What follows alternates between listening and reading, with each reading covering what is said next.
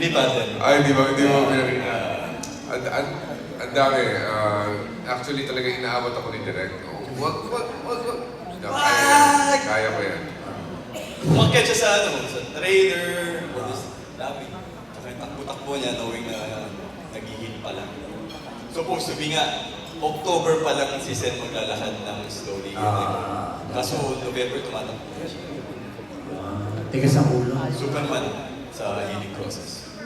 Magaling yan, magaling yan. Thank you, Direk. May agimat ako. Tanay ko naman si Boss Toyo. Pwede ka ba sumagot kung million may bayad siya dito? Libre. How do you feel? Libre. Anong naramdaman mo nung first time mo ito? Yes po.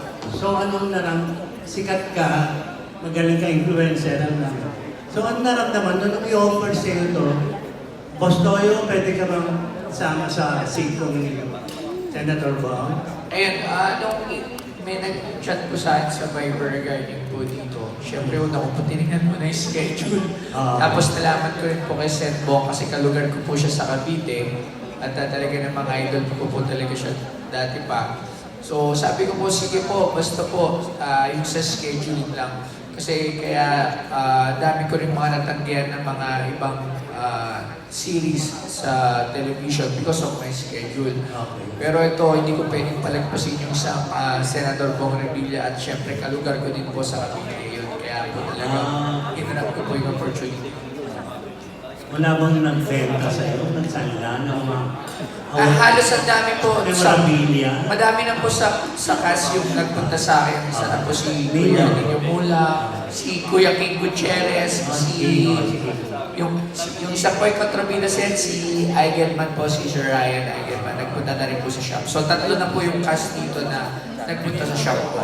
Yes, Bob. Dahil nag-guest ka rito, pupunta rin ako doon. Ayun, yes. Maraming salamat. Actually, papasalamat ako kay Boss Toyo. Yes.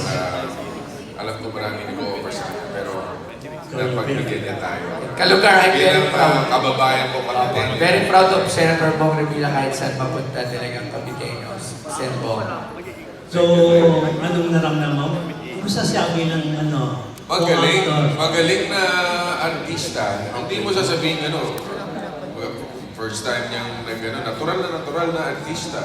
Hindi siya uma-acting actually. Innate sa kanya. Nasa loob na niya. Dahil hindi siya, sa totoo lang, hindi siya magiging isang Boss Toyo kung hindi siya magaling mag-connect sa tao. Na nagbablog ka, pinapaliwanag mo lahat yung gusto mong parating sa kanila, yung message mo na paparating mo sa tao. Ibig sabihin nun, may puso ka at may Wala akong touch mo. Maraming salamat po, sir. Thank you very much. Nakatuwa naman. Ano ba yun, no? Paparapol. Sige, paparapol ako sa mga press natin na nandito. Makarapol daw siya man, ha? Sa 10,000.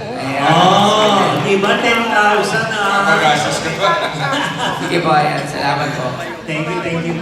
Si Lisa Lopez, hindi ka lang ganito. Papantayin mo lang po kayo, Sergio. Alam mo na. Lisa, so medyo off ito sa role mo sa paborito mo anak, di ba? So, wala bang chance ma-obsess ka naman kay Senator Bong dito? Para magalit siya si Beauty. Kaya si Beauty naman ang awayin mo. Ay, nako, paano po? Baka siya po mang-away sa akin dito. Maling show po. Yes. Parang wala po. Ibang-iba po kasi talaga yung role ko dito sa role ko po dun sa asawa ng asawa ko. Dito yung role ko po si Jackie. Very kikay po siya na police, ganyan.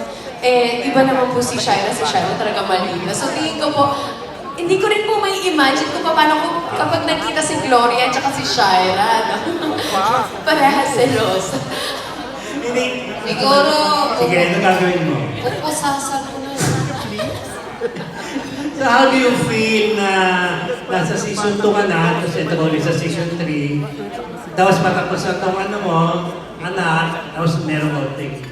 Si Sito Oh, naman. sobrang nakakatuwa po talaga. At sobrang ano po ako, thankful po talaga ako, grateful po talaga ako sa lahat po ng blessings. At happy din po ako na binigyan din po ako ng GMA ng pagkakataon to do action and comedy na sobrang ibang-iba po talaga sa usually na ginagawa ko po ng mga roles. At ayun po, happy po ako at thankful po ako. Yung si Beauty naman, kumusta ang Pasko mo, Beauty? Sa magkakawin dito ba o sa Cebu? And with your family? Yes. Di ako mag-out of the country this year. I'm going to Sagada. I'm gonna stay in Sagada for 2 weeks. I'm gonna spend Christmas and New Year there. Wala lang, something, new and different. And after that, I'm gonna go to Ilocos and do surfing. Yeah, thank you. Good luck na si Senator mo, mga para. Opo. Congratulations. Thank you so much. Siyempre, Sir Jun, sana kayo pumaldo. Ngayong hapon ito. Of course! Ayan. Mga ilang case ang kailangan punuin ni Sir Jun. Ngayon naman po, tatawagin na naman natin from Bulgar, Miss Janice. Hi po, good afternoon. I'm here po. Po yung first question ko sana kay Senator Bo. Ayan. Sen, Kay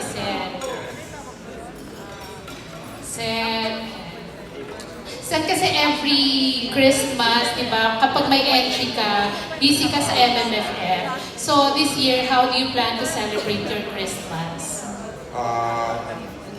Ito, po-promote ng walang matigas. This Christmas, Cavite lang kami with the whole family. Siyempre, next year, election na di ba? So, actually, umiikot din tayo may mga invitations sa iba't ibang mga provinces. Pero, ang pinopromote natin ngayon, tuloy-tuloy, itong walang matigas. Like yesterday, we were in Cebu, at napakainit ng pagtanggap sa atin sa Cebu. Dahil si kay Beauty, mga Cebu